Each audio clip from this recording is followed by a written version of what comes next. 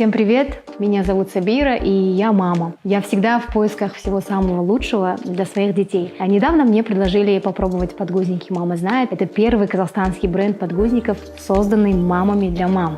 За все время использования они не вызывали аллергических реакций. А подгузники сделаны по японской технологии, они тонкие, дышащие, внутренний слой очень мягкий, есть индикатор заполнения жидкости. А для меня это один из важных критериев при выборе подгузников.